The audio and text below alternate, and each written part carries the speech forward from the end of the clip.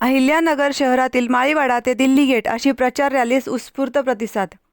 अहिल्यानगर महानगरपालिकेत युतीचाच महापौर बसवण्याची जबाबदारी मी सर्व जनतेवर देत आहे. रवींद्र चव्हाण. राज्यात महापालिकेच्या निवडणुकांसाठी निर्माण झालेले वातावरण पाहता सर्व महापालिकांमध्ये युतीची सत्ता येईल आणि जास्तीत जास्त महापौर युतीचेच होतील अशी शक्यता आहे. महापालिकेच्या विकासासाठी केंद्र आणि राज्याप्रमाणे अहिल्यानगर महानगरपालिकेतही युतीच्या विचाराची सत्ता येणे आवश्यक आहे.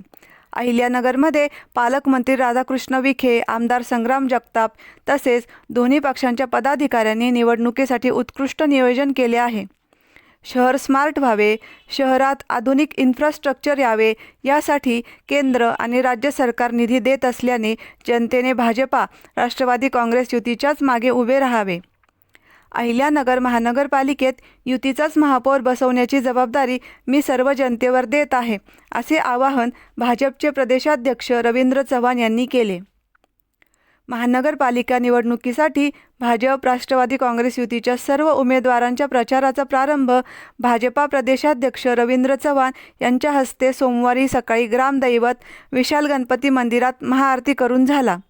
यावेळी ते दिल्ली गेट येथील सभेत व प्रसिद्धी माध्यमांशी बोलत होते.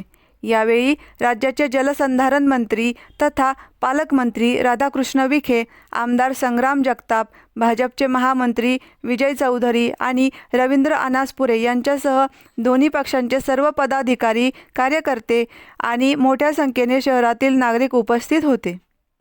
यावेळी अहिल्यानगर शहरातील माळीवाडा ते दिल्ली गेट अशी प्रचार रॅली काढण्यात आली.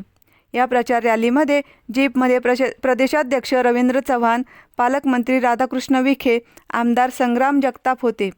दिल्ली गेट येथे प्रचार रॅली आल्यावर त्या ठिकाणी जाहीर सभेचे आयोजन करण्यात आले होते. प्रतिनिधी दीपक कासवा, अहिल्यानगर.